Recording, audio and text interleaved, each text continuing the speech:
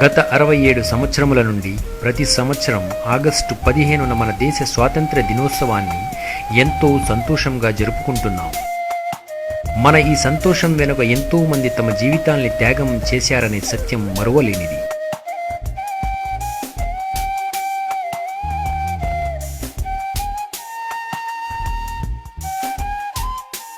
British వారి నిరంకుశ పరిపాలన మరియు వారి కబంధ హస్తాల నుండి భారతదేశాన్ని విముక్తి చేయడానికి ఎంతో మంది తమ ఆస్తులను, చివరకు తమ ప్రాణాలను సైతం అర్పించారు.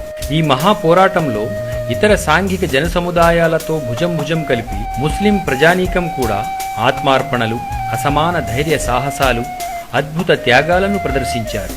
అప్పటి నుంచి స్వాతంత్ర్యాన్ని సాధించేంత వరకు వివిధ రూపాలలో సాగిన స్వాతంత్ర్య పోరాట చరిత్రలో వివిధ పాత్రలు నిర్వహించిన లక్షలాది మంది ముస్లిం యోధులలో కొందరి గురించైనా తెలియచేసే చిరు ప్రయత్నమే ఈ డాక్యుమెంటరీ చిత్రం.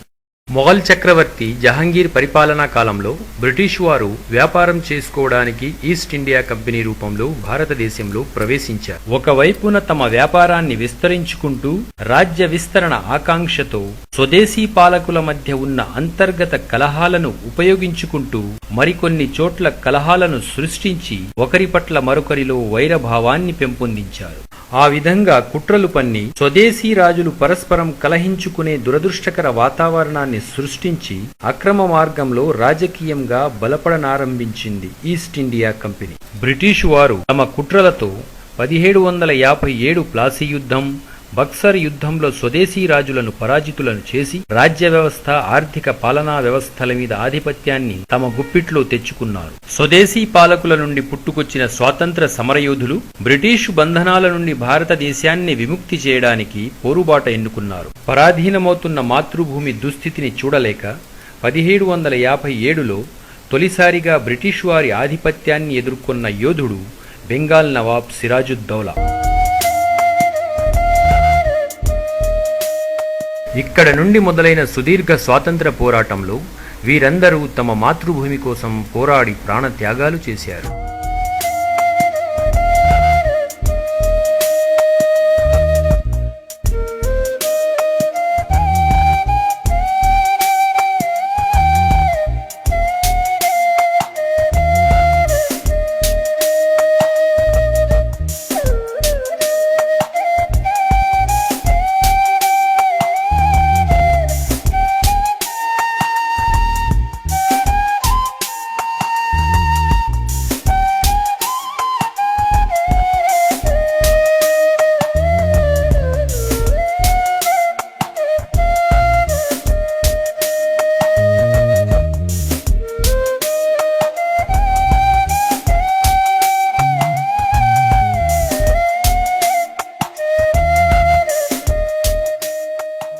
వీరే కాకుండా ఇంకా ఎంతో మంది ముస్లింలు స్వాతంత్ర పోరాటంలో తమ ప్రాణాలను సైతం త్యాగం చేశారు.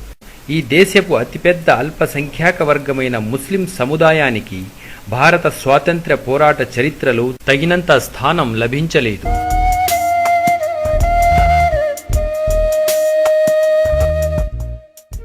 చారిత్రక విస్మరణకు గురైన ముస్లిం స్వాతంత్ర సమరయోధుల సాహసోపేత, స్ఫూర్తిదాయక చరిత్రను తెలుగు పాఠకులకు మరియు అందరి దృష్టికి తీసుకురావాలన్న సంకల్పంతో ప్రముఖ చరిత్రకారుడు సయ్యద్ నసీర్ అహ్మద్ తెలుగు మరియు ఇంగ్లీషు భాషలలో చరిత్ర నమోదుకు పూనుకున్నారు. ఇంతవరకు 10 పరిశోధనాత్మక గ్రంథాలను వెలువరించారు. భారత ఉపఖండంలోనే ఇంతవరకు వెలువడని 155 మంది ముస్లిం స్వాతంత్ర సమరయోధుల చిత్రపటాలతో పాటు వారి పోరాట చరిత్రను కూడా తెలుగు మరియు ఆంగ్ల భాషలలో పొందుపరిచారు. చరిత్ర పండితుల మరియు తెలుగు ఆంగ్ల పాఠకుల ఆదరాభిమానాలు పొందుతున్న విశిష్టమైన ఆల్బం చరితార్థులు.